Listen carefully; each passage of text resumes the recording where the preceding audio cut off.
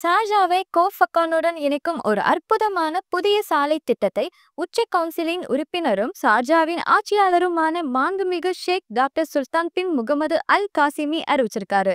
இந்த சாலை ஷார்ஜாவின் மிக உயரமான மலை சிகரங்களின் வழியாக சென்று கடல் மட்டத்திலிருந்து 1100 மீட்டர் உயரம் வரை உயரும்.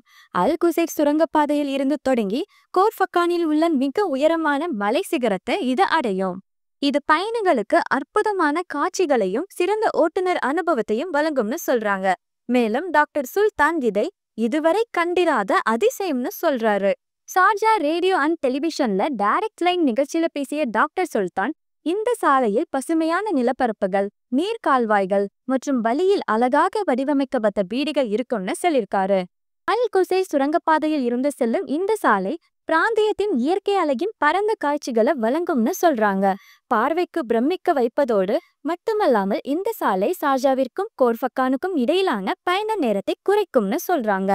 இந்த திட்டம் எமிரேட்டில் இணைப்பு மற்றும் வாழ்க்கை தரத்தை மேம்படுத்துவதற்கான ஒரு பரந்த திட்டத்தின் ஒரு பகுதி. மேலும் இது போன்ற லேட்டஸ்ட் ஐக்கிய அரபு அமீரக செய்திகளுக்கு நம்ம கலீஜ் தமிழ் சேனலை சப்ஸ்கிரைப் பண்ணுங்க.